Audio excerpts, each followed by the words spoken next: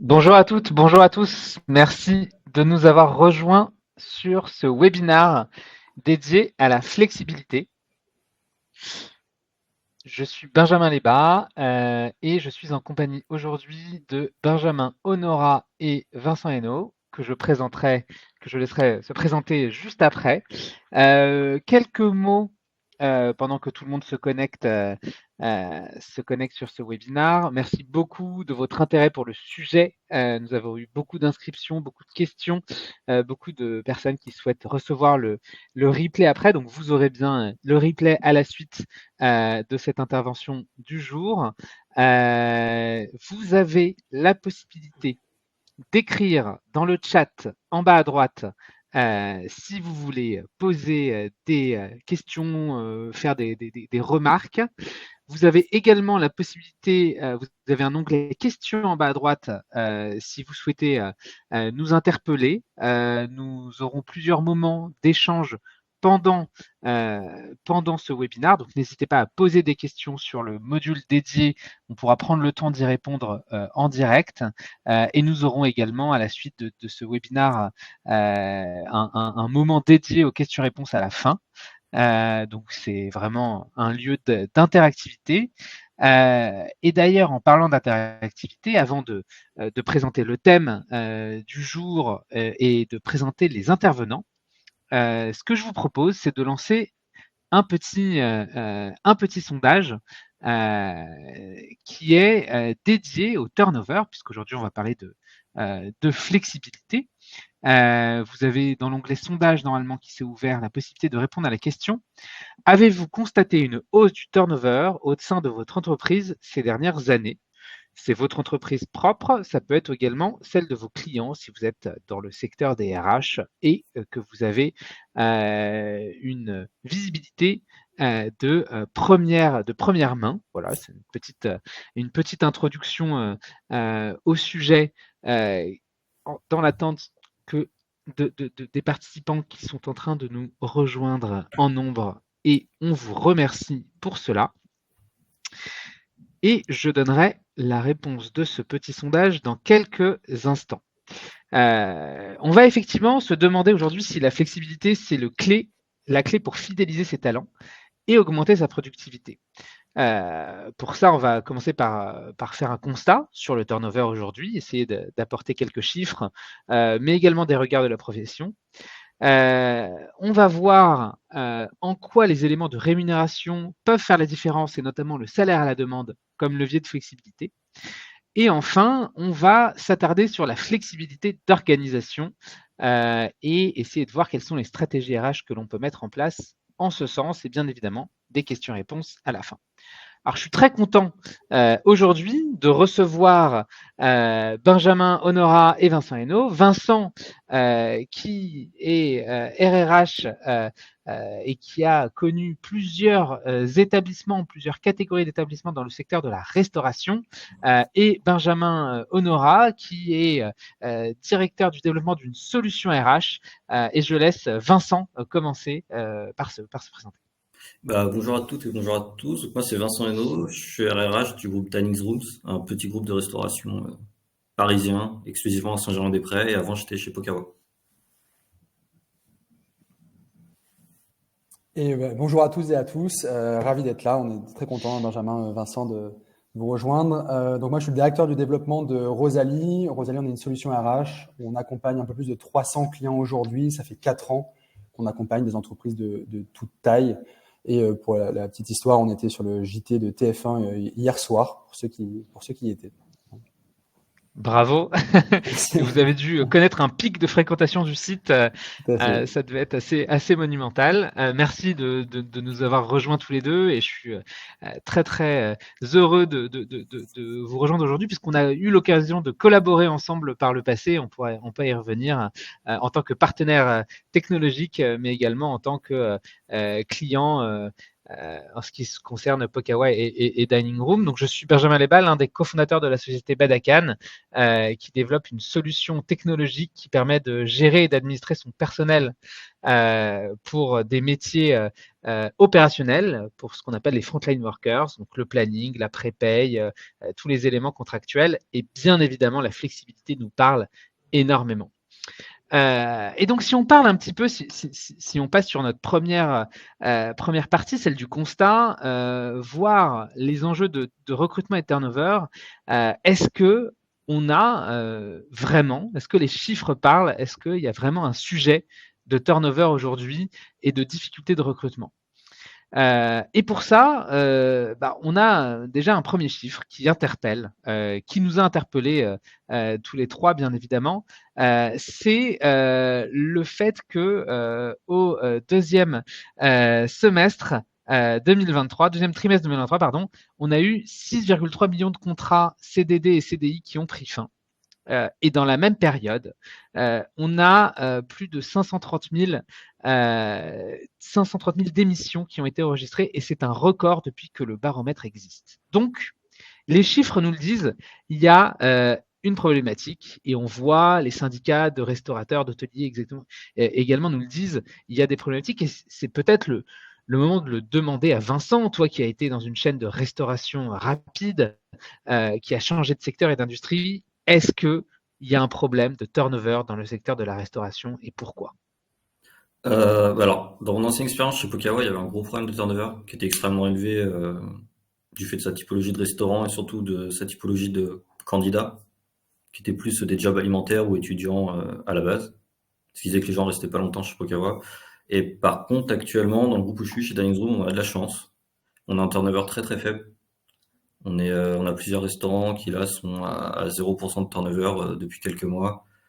Et sur l'année, ils dépassent pas les 10% de turnover. Donc le groupe est plutôt à part, on va dire, dans la restauration, entre guillemets.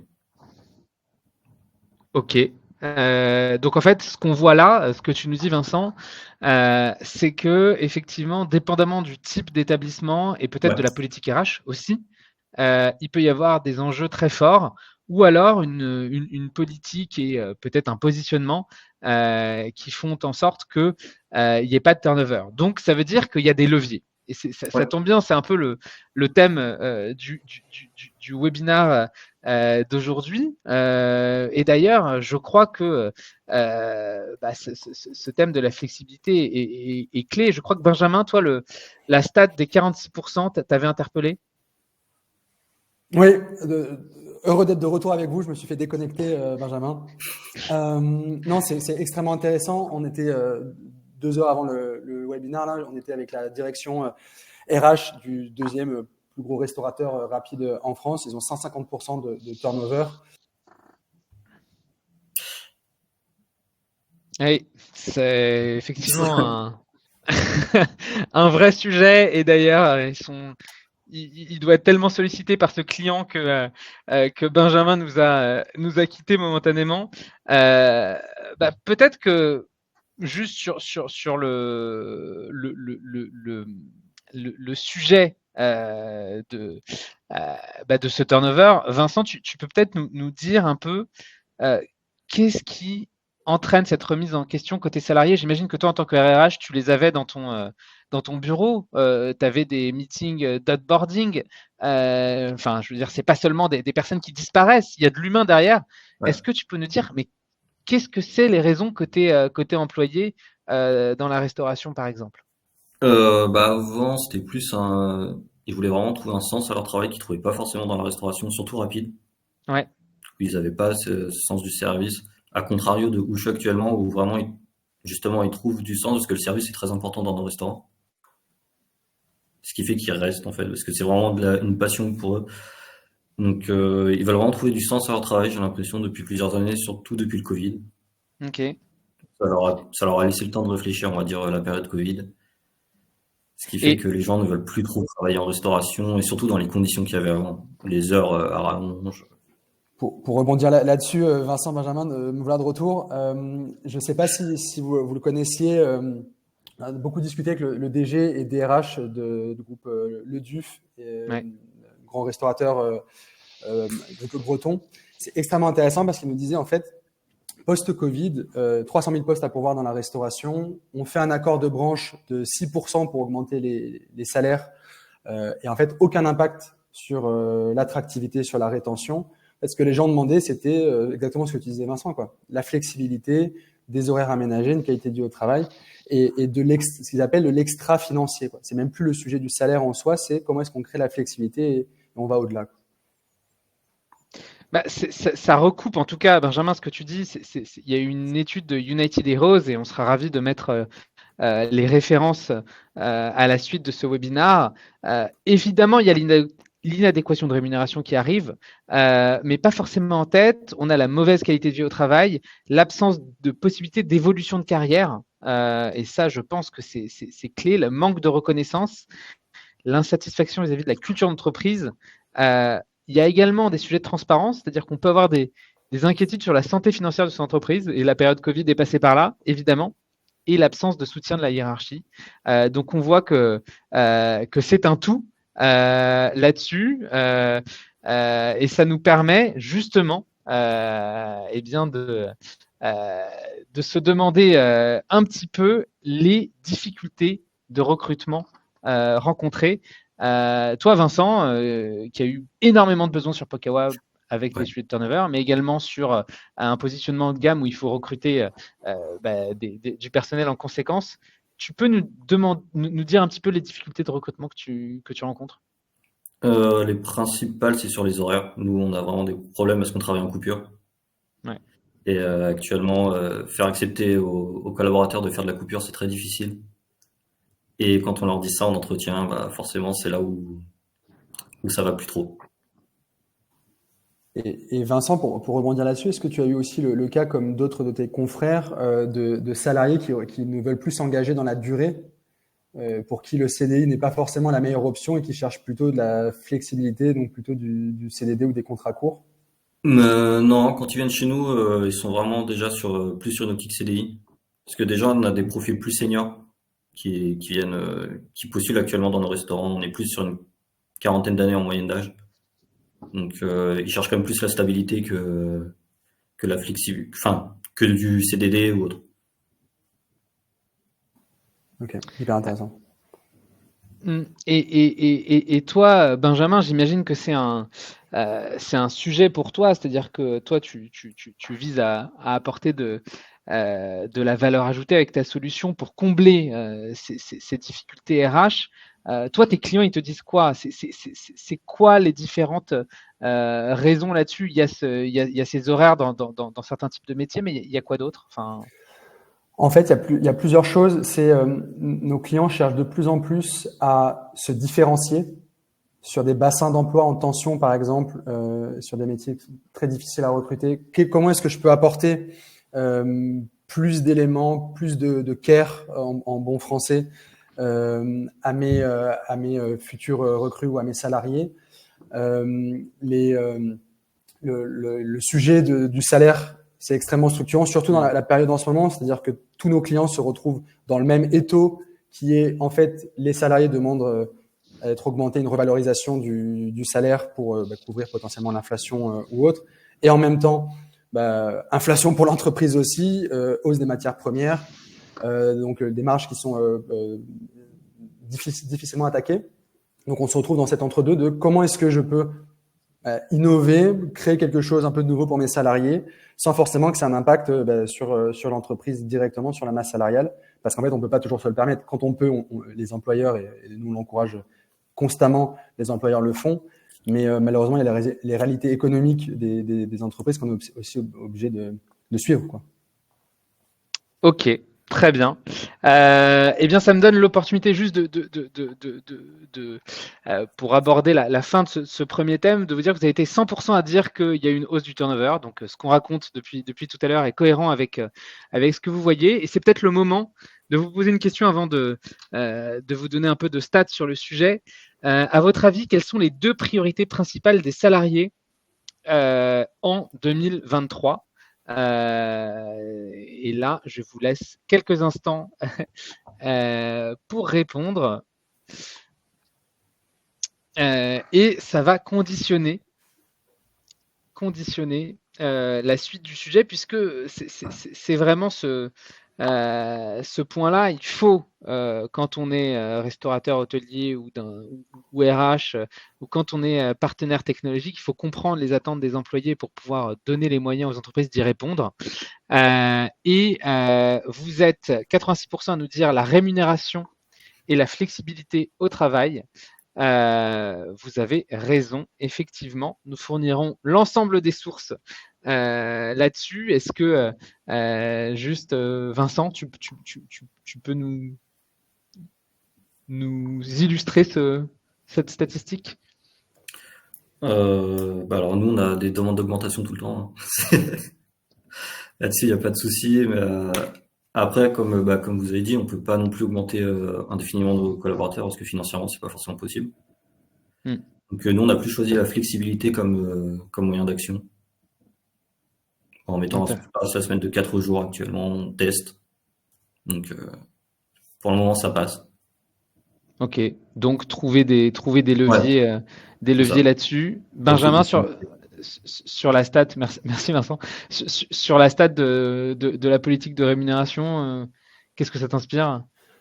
Moi, ce que ça m'inspire, ça fait des années qu'on travaille un peu tous dans la restauration, et on a vu un vrai shift depuis le Covid où les DRH sont devenus le ou la membre un peu le plus actif des COMEX CODIR, et qui aujourd'hui, en tout cas de 47%, c'est une très belle stat, mais on en voit aussi de plus en plus qui nous disent en fait on doit être innovant, on doit apporter de nouvelles solutions à nos salariés, parce que en fait, on revient à la base de si on n'arrive pas à recruter, si on n'arrive pas à les conserver, à les engager dans la durée, l'outil productif, l'entreprise ne pourra pas fonctionner. Donc non, c'est une stat qui ne nous surprend pas du tout, au contraire.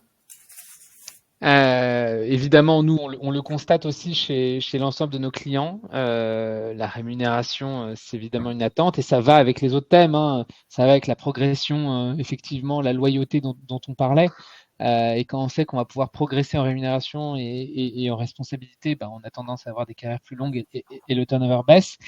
Et là, nous, la stat qui est cohérente avec le discours qu'on a, mais on ne s'attendait pas à un chiffre aussi haut, c'est 96% des RH qui constatent que l'organisation du temps de travail a un impact sur la fidélisation. On voit que c'est même un frein au recrutement, comme nous le disait Vincent tout à l'heure. Mais nous, c'est l'une des raisons pour lesquelles on a trouvé un marché avec Blablacar, c'est-à-dire offrir une brique technologique qui permette d'avoir de la flexibilité et faire en sorte que, le droit du travail est assez flexible finalement. C'est les outils qui manquaient, et quand on arrive à combiner outils et droit social, on arrive à faire de très belles choses, et on pourra le voir en dernière partie et avoir des applications concrètes. Mais peut-être que justement, si on revient à la rémunération, tu pourrais nous dire ce que c'est, Benjamin, que le salaire à la demande, et après on pourra explorer un peu plus avant. Avec plaisir.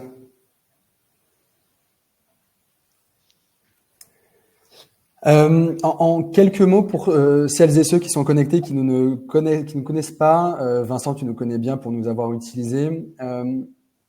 Rosalie, on est le leader en France et en Europe du bien-être financier, c'est-à-dire qu'on appelle une flexibilité.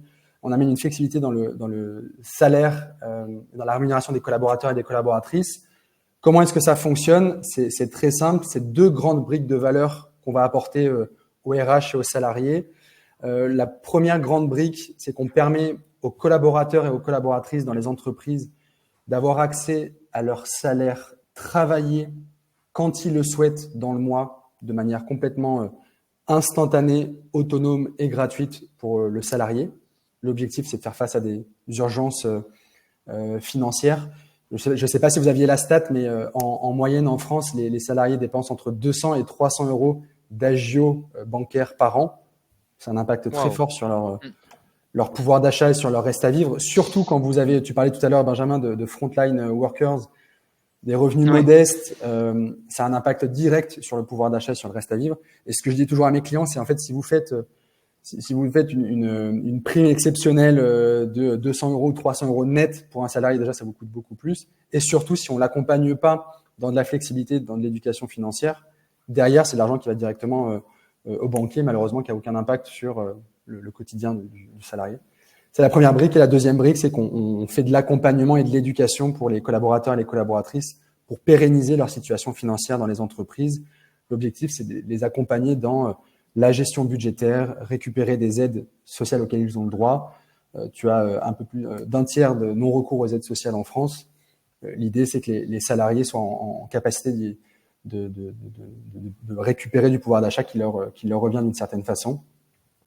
Voilà. Donc ici, vous avez le descriptif de comment est-ce que ça fonctionne. Vincent, si tu veux, on peut en discuter ensemble. Toi qui l'as utilisé chez Pokawa, pourquoi est-ce que vous l'aviez déployé? Quels ont été les retours des salariés et des managers? Qu'est-ce que tu en avais pensé? Alors à l'époque, on l'avait déployé chez Pokawa parce que Pokawa a grandi très très vite. Donc on a embauché beaucoup de collaborateurs et aussi on avait une population qui avait des salaires quand même assez réduits chez Pokawa, en restaurant en tout cas, et qui avait quand même besoin assez rapidement de leurs acomptes, sauf que le process qu'il y avait en place avant Rosalie était quand même très long et ne permettait pas aux collaborateurs d'obtenir, de récupérer l'argent qui lui était dû assez rapidement. Donc Rosalie, ça a quand même permis aux collaborateurs d'obtenir plus facilement ses acomptes. Et surtout vraiment quand il en avait besoin, parce qu'on a remarqué qu'il y avait beaucoup de petits acomptes au final, beaucoup d'acomptes quotidiens, on va dire d'une vingtaine d'euros, pour pallier une dépense qui n'était pas forcément prévue. Et aussi, nous, ça nous a permis de gagner du temps parce qu'on n'avait plus du tout la gestion des acomptes à faire en interne au niveau RH. Ouais, pour rebondir là-dessus, Vincent, c'est très intéressant. C'est ce qu'on observe chez tous nos clients et particulièrement dans la restauration. Aujourd'hui, on est leader dans la restauration également. On a la chance d'accompagner le groupe Bertrand, le groupe Quick plus récemment, très bientôt le groupe Le Duf. C'est un secteur où on a aussi ce rapport à l'argent, ce rapport à la rémunération, ce rapport à l'extra, qui est différent aussi peut-être d'autres secteurs, et de créer cette flexibilité-là. Ce qui est très intéressant, c'est d'observer que les acomptes ont fait diminuer significativement le montant de l'acompte moyen. Les salariés demandent beaucoup moins que ce qu'ils faisaient avant parce qu'on crée cette autonomie et l'instantanéité. J'ai une urgence, je suis le 20 du mois, je suis à découvert, je dois aller au travail, je dois faire mon plein d'essence, j'ai besoin de 50 euros. Je me débloque 50 euros et pas plus, et ça me coûte que 50 euros et ça me coûte pas 50 euros plus des agios si je devais passer par mon découvert. Et nous, Benjamin, juste pour rebondir, on a vu, puisqu'on a un partenariat technologique entre Badakan et Rosalie, c'est-à-dire que il est possible pour les collaborateurs, depuis leur application Badakan, qui est leur outil du quotidien, de faire des demandes d'acompte. Et on a vu diminuer le nombre de tickets support chez nous, justement, d'éléments qu'on retransfère aux clients en général sur les demandes d'acompte. Et en fait, l'automatisation, ça s'est intégré dans la vie des collaborateurs qui savent qu'ils peuvent faire une demande ponctuelle, même d'un montant modeste, pour fluidifier leur quotidien, et ça fluidifie aussi leur utilisation classique des outils RH. Donc, en tout cas, pour nous, côté satisfaction utilisateur et ticket, on l'a vu se traduire en chiffres. Ouais, complètement, ça fait partie des externalités positives pour nos clients, l'optimisation et le gain en coût RH. Et Vincent, côté Pokawa, je ne sais pas si tu te souviens des chiffres ou pas, mais en moyenne, ce qu'on enregistre dans les secteurs, c'est une augmentation de 18 à 20% des candidatures. Tu sais, quand tu fais apparaître sur Hello Work ou sur Indeed, le fait que Rosalie fait partie des bénéfices mis en avant, ça a un impact direct sur la volumétrie de candidatures. Et sur le turnover, quand on le mesure entre un restaurant qui a déployé Rosalie sur des salariés qui nous utilisent et ceux qui ne nous utilisent pas, on diminue entre 25 et 27% le turnover. Et on fait des études de coûts pour nos clients à chaque fois parce que c'est un gain significatif. En tout cas, c'est des économies significatives dans la durée. Tous nos clients sont très héroïstes dans leur approche. Donc, on a ça comme ADN aussi dans l'accompagnement. Alors, j'ai plus en tête pour Pokawa. Après, ce que je sais, c'est que le turnover diminuait quand même au fur et à mesure. Mais là, j'ai plus vraiment en tête les chiffres exacts. Ouais. Bon, ça doit être dans cette moyenne-là, j'imagine.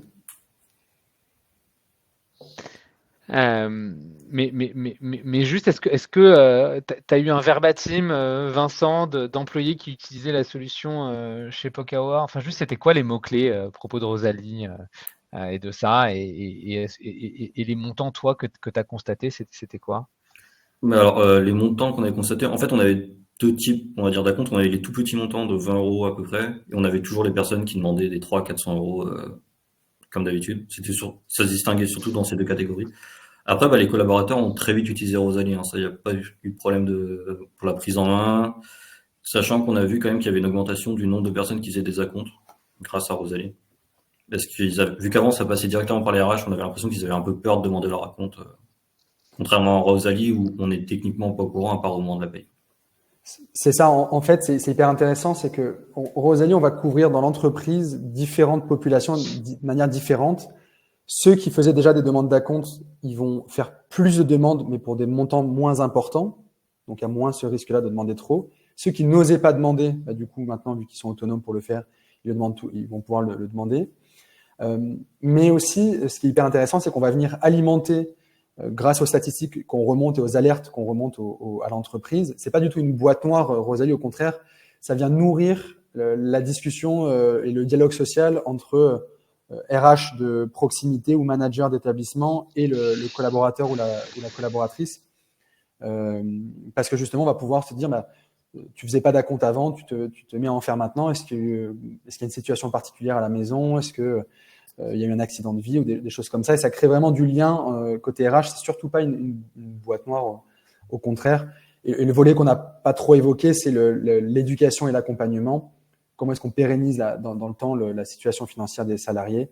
On leur donne accès à des conseillers en économie sociale et familiale pour que justement, quand ils ont des difficultés, ils ne se retrouvent pas seuls, ils soient conseillés dans leur gestion de leurs dépenses personnelles, de comment est-ce que je fais un budget à la maison, je suis parent isolé, j'ai 2 enfants, comment est-ce que je m'organise avec un salaire de 1500 ou 1600 euros, etc.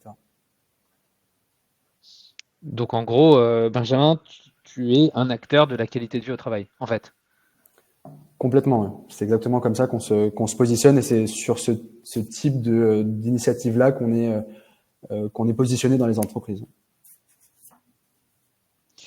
Ça paraît vraiment intéressant pour le coup de parler de turnover, rémunération et d'arriver sur des sujets de qualité de vie au travail, de combattre l'isolement, la précarité financière et se dire que la palette, les outils des RH peut être assez ouverte, que bien évidemment il y a cette masse salariale qu'il faut maîtriser au regard de contraintes économiques, mais qu'il est possible d'aller piocher là-dessus sur le marché des éléments pour offrir plus de flexibilité. Donc on a bien couvert ce point et c'est réconfortant de savoir pour les RH qu'il y a ces éléments-là. Et bien évidemment, sur la flexibilité, il y a les aspects d'organisation qui sont bien évidemment un incontournable. Hein. Vincent, toi qui dois assumer en entretien de recrutement ces fameuses coupures de l'hôtellerie et de la restauration et sur lesquelles on a beaucoup échangé, eh bien, on a d'autres éléments dans cette palette du RH.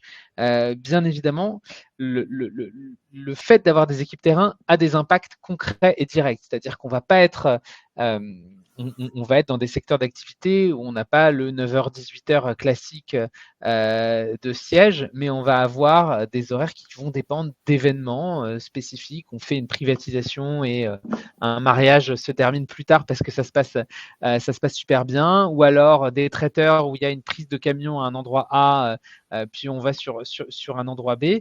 Pour le coup, là aussi, on a besoin de flexibilité.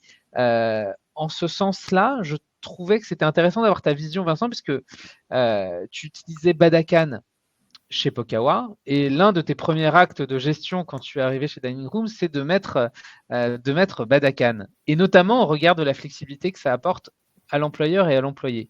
Est-ce que tu peux nous en dire un peu plus? Ouais.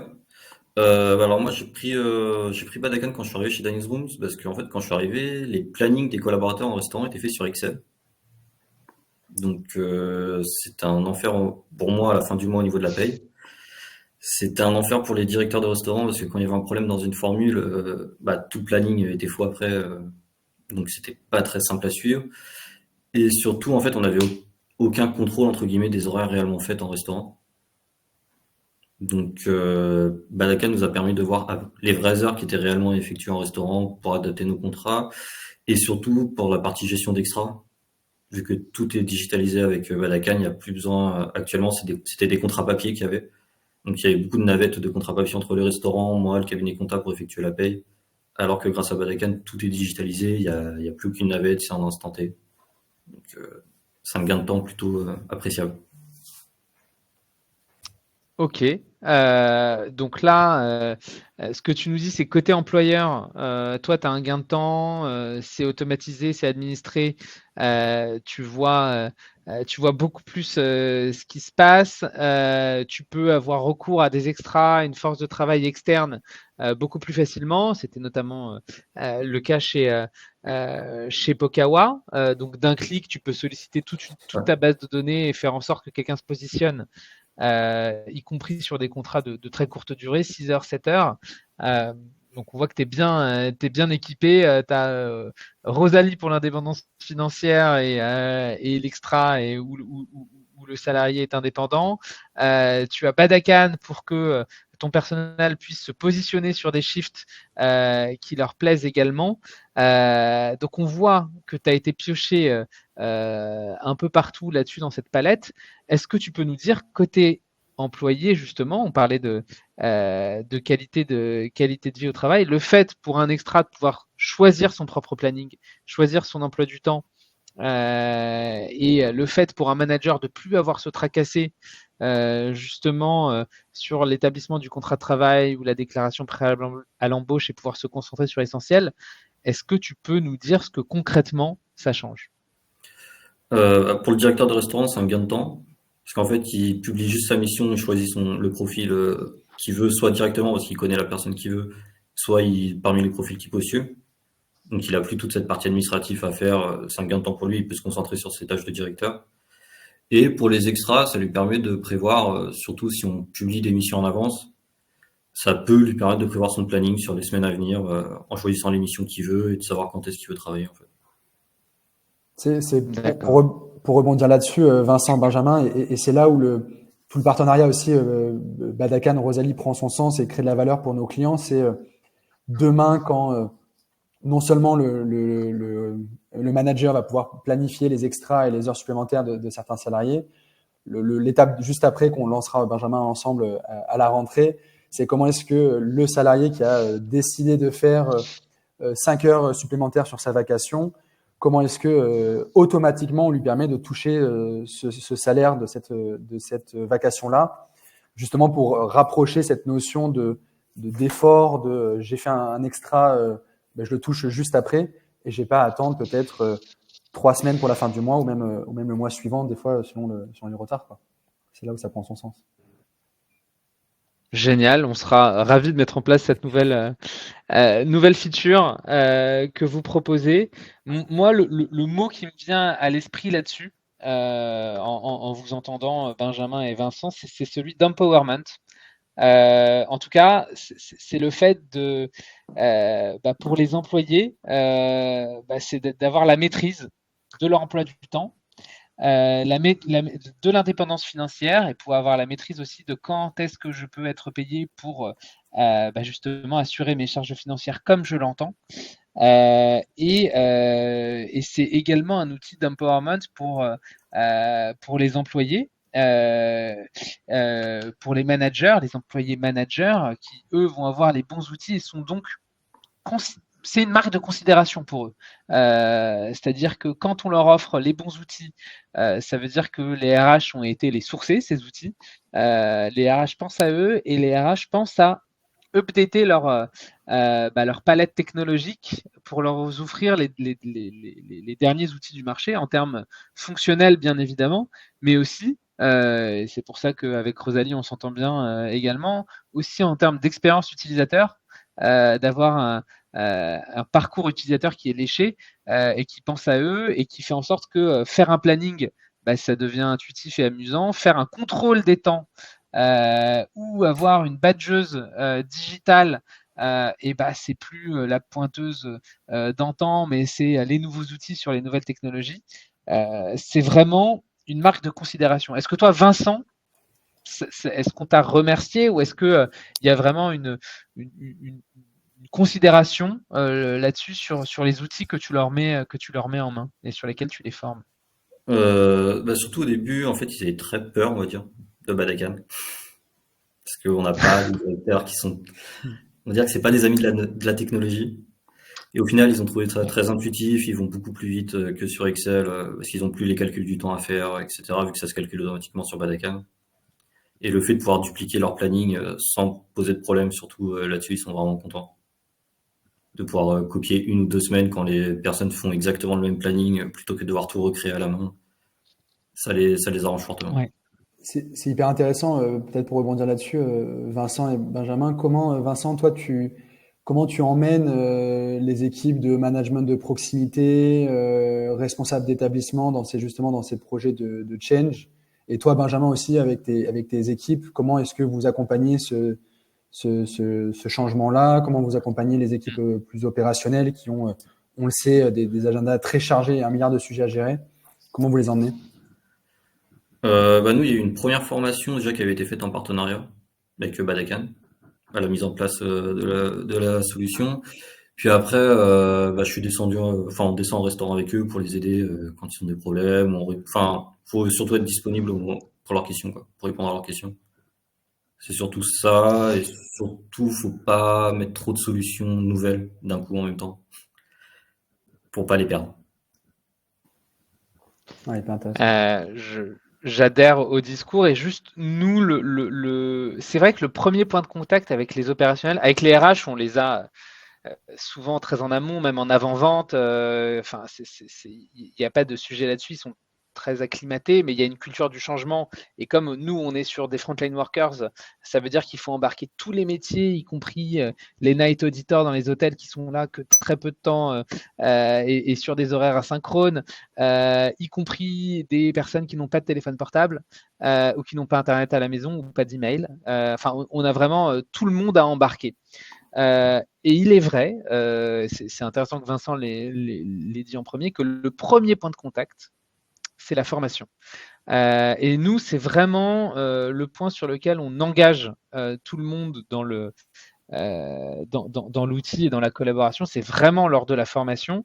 Et parfois, c'est rock'n'roll dans le secteur de l'hôtellerie-restauration et la formation, parce que parfois, on ne peut pas la faire en physique. Parfois, c'est sur des points de vente. Il y a 50 établissements à former en même temps sur 2-3 jours. Et parfois, on est en visio avec quelqu'un qui reçoit ses clients qui rentrent du ski et qui arrivent dans l'hôtel et qui en même temps sont en visio en train de faire la formation. C'est une vraie situation. Et c'est pour ça que nous, on l'a vraiment réduite à 1h30, 2h pour s'acculturer à un outil RH. Ce qui est vraiment, d'habitude, ça peut prendre une journée et demie de formation obligatoire. On a essayé de le condenser et de le faire de le tenir à 1h30, d'avoir beaucoup d'éléments qui sont expliqués en contexte derrière sur la plateforme elle-même et qui permettent de faire une formation en douceur. C'est le premier point. Et deuxième point, c'est qu'on continue à faire des copiles pour avoir les remontées terrain et d'essayer d'intégrer notamment les quick wins. Pour que tout le monde s'approprie le fait qu'il participe à une co-construction d'un outil qui, en fait, en bêta perpétuelle, l'outil il évolue en continu, c'est un SaaS chez nous, donc ce qui veut dire qu'il y a des fonctionnalités en permanente qui arrivent, et notamment quand on voit que une remontée d'un Night Auditor a un impact sur la plateforme en elle-même, c'est vraiment très satisfaisant pour l'ensemble chez le client, quoi. Ils ont l'impression d'avoir, et c'est vrai, co-construire la solution. Ouais, hyper intéressant. On a plusieurs questions qui se sont ajoutées. Hop là. Donc nous avons une question de Déborah, merci de l'avoir posée, très intéressant, merci. Je m'interroge, est-ce que le salaire à la demande n'entraîne pas plus de difficultés financières? Je pense qu'elle est en partie pour moi, mais Vincent, si tu veux rebondir après, n'hésite pas. C'est une question qu'on a très souvent. On a la chance de travailler avec des DRH, donc aussi dans la mission première, c'est quand même d'apporter des solutions qui font plutôt du bien aux salariés plutôt que l'inverse. Plusieurs éléments de réponse à ça, c'est hyper intéressant. La première, c'est que déjà, si on regarde juste les statistiques d'utilisation de Rosalie dans les entreprises, avant de déployer, les salariés, souvent, il y a 3% en moyenne des salariés qui vont faire des demandes d'acompte, mais ils vont demander 40% de leur salaire. Vu que c'est un process qui est un petit peu gênant et avec lequel on n'est pas forcément à l'aise, donc on n'a pas forcément envie de passer plusieurs fois dans le mois et qu'il y a un délai entre le moment où je demande et le moment où je le reçois sur mon compte, les salariés ont tendance à demander trop. Et donc, c'est là où on tombe justement dans une mécanique qui peut être très néfaste, qui est un salarié qui a du salaire dont il n'a pas besoin sur son compte en banque alors qu'il n'a pas de vraies dépenses à prévoir. Avec Rosalie, il y a deux effets, un effet un peu ciseau. À la fois, vous avez une augmentation significative des demandes, c'est ce que tu avais vu aussi, Vincent, chez Pokawa, mais une chute significative du montant de la compte moyen parce que les gens font à l'euro près. J'ai besoin de 40 euros, je demande 40 euros et pas 1 euro de plus. Ça, c'est sur le premier volet. Et le deuxième volet, c'est on a tout un pan d'accompagnement et d'éducation financière. En fait, n'importe quel salarié qu'on identifierait comme en situation de difficulté, ou que la RH identifierait comme en situation de difficulté, ou qui souhaiterait venir nous voir, est accompagné par des experts, des CESF, c'est des personnes qui ont suivi la même formation que des assistants ou assistantes sociales, avec simplement la spécialité de gestion financière, pour justement accompagner les gens dans leur gestion de budget, dans les aides auxquelles ils ont le droit, etc. Donc, au contraire, non, ça apporte une vraie réponse concrète aux personnes qui risqueraient de se retrouver en difficulté financière. Voilà. Et pour finir, vu qu'on réduit significativement les agios et les dépenses bancaires des salariés, pareil, ça renforce leur situation dans le temps, quoi. Je sais pas ce que tu en penses, Vincent. Oui, non, mais, c'est ça, parce que les gens demandent vraiment le montant dont ils ont besoin à l'instant T. Ils font pas comme avant, où oui, ils demandaient 400 euros alors qu'ils avaient besoin de 200 euros, mais Ouais. C'est là où tu as un vrai risque. Je crois qu'on a encore une question très ciblée sur le salaire à la demande. Est-ce que le salaire à la demande n'est pas trop compliqué pour l'entreprise? Je pense à la trésorerie et à la mise en place. Ça se tient comme question. C'est très bonne question. Non, Merci Marion. Non. Merci Marion. Non, c'est alors concernant la trésorerie, c'est Rosalie qui avance la trésorerie pour les entreprises, donc il n'y a aucun impact sur le BFR, sur le besoin en fonds de roulement.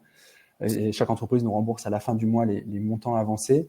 Et sur la mise en place, avant de lancer Rosalie il y a 4 ans, on a fait 2 ans de R&D et pendant ces 2 ans, on s'est connecté à tous les acteurs de la paye et de la GTA pour que justement on ait une fluidité dans le déploiement et qu'il n'y ait absolument aucun retraitement et travail d'intégration côté client. Donc on travaille côté paye, on travaille avec un grand nombre d'acteurs et pareil côté GTA et SIRH. Merci pour ces éléments de réponse. Et nous avons Gladys. Merci de poser cette question. Un outil comme Badakan facilite donc tout aussi la vie des collaborateurs comme celle des RH et directeurs. Point d'interrogation. Alors, effectivement, l'enjeu dans un outil SIRH, gestion des temps, l'enjeu c'est d'arriver à aligner les intérêts de plusieurs populations. Et c'est parfois une gageure, n'est-ce pas? Il faut aligner l'intérêt des employés, évidemment. Il faut qu'ils aient des outils faciles, agréables, une interface claire. Des managers qui sont souvent dans les équipes terrain, ils ont 50 casquettes et ils ont besoin d'être le plus c'est pas forcément l'administratif qu'ils affectionnent le plus. Donc, si on peut leur retirer toutes les charges qui peuvent être automatisées et si on peut les sécuriser dans leur travail, c'est important. Et on a les RH à contenter, bien évidemment. C'est-à-dire que le RH a pour rôle de protéger l'entreprise, de lui faire peser le moins de risques social possible et en même temps de faire en sorte que leur politique RH soit appliquée par tous. Et donc, le fait d'avoir un outil qui permette d'aligner tous ces intérêts-là, c'est vraiment l'enjeu. Et c'est pour ça que nous, on a une interface qui est très agréable, flexible, qui automatise beaucoup de choses et qui arrive à trouver le bon dosage entre j'ai un outil qui est trop figé, qui applique la politique RH de l'entreprise et je ne peux pas planifier quelqu'un parce que le temps de repos ou alors je ne veux pas payer d'heures supplémentaires et donc c'est pas possible et c'est bloquant. Donc il y a cette rigueur-là qu'il faut concilier avec les contraintes opérationnelles où j'ai besoin d'avoir un peu plus de flexibilité, de fluidité. Et comment on résout ça? Et on arrive à trouver ce point d'équilibre justement entre les opérationnels et les RH.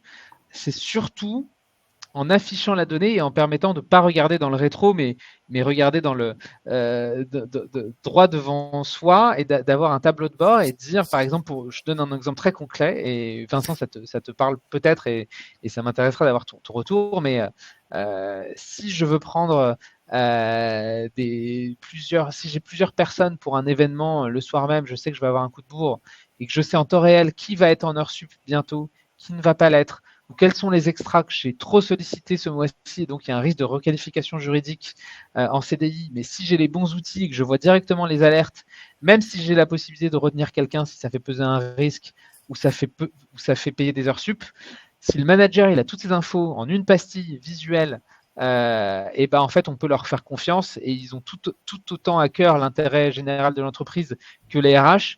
C'est juste qu'ils n'ont pas les mêmes contraintes et ils sont en situation de mobilité, mais quand on leur donne les beaux outils, ils peuvent faire les bons arbitrages. Voilà comment on arrive à concilier tout ça. Vincent, je te laisse rebondir si jamais ça t'inspire. Oui, non, mais c'est ça, surtout pour la partie directeur ou au niveau. Alors, au fur et à mesure de leur expérience, au niveau du droit social, ils ont commencé à l'acquérir. Mais c'est vrai que quand ils ont des alertes directement sur Badakan qui peuvent pas faire ça ou ça nous facilite quand même grandement la vie de notre côté, du leur aussi. C'est beaucoup plus facile, surtout qu'on peut paramétrer des bloquants aussi sur Badakan après en fonction de nos spécificités. Donc, c'est plutôt avantageux là-dessus au niveau de risque en tout cas, qui sont très limités. Merci, merci Vincent sur ce point. Et on a une autre question qui nous a été posée par Pierre. C'est la première fois que j'entends parler du concept de salaire à la demande. De nombreuses entreprises l'ont mise en place et quel secteur? Point d'interrogation. C'est vrai que c'est quoi le panorama un petit peu, Benjamin? Oui, c'est une très bonne question. Aujourd'hui, un peu plus de 300 entreprises ont déployé Rosalie. C'est très très connu aux États-Unis et en Angleterre. J'ai pas la stat en tête, mais c'est peut-être 80% des entreprises qui sont dans le retail, dans la restauration, dans l'industrie, tous les secteurs qui sont en très forte tension, qui ont déployé des solutions similaires. Les secteurs dans lesquels on est très présent, restauration, hôtellerie, aide à la personne, industrie, grande distribution, retail. Je ne sais pas si j'en oublie. Mais voilà. Aujourd'hui, en tout cas, c'est tous les secteurs dans lesquels vous avez une forte proportion de collaborateurs et collaboratrices qui ont des revenus modestes ou alors qui ont une forte partie de leur rémunération qui est du variable ou de la commission. Donc, ils tournent au quotidien avec un salaire plutôt bas, même si on a de plus en plus d'entreprises de col blanc qui viennent nous voir. Donc, on va dire 80% d'entreprises à forte proportion de collaborateurs terrain et 20% plutôt col blanc. Très clair. Merci beaucoup. Nous sommes arrivés à la fin de toutes les questions qui ont été posées. N'hésitez pas, si vous en avez encore d'autres. Je laisse quelques instants de raison là-dessus et j'en profite pour remercier chaleureusement Benjamin et Vincent d'avoir accepté de nous rejoindre pour ce webinaire sur la flexibilité qui est un beau sujet. Merci, messieurs. Merci. Merci beaucoup et vous aurez bien évidemment le replay dans votre boîte mail juste après la fin de ce webinaire. Merci beaucoup, merci à tous.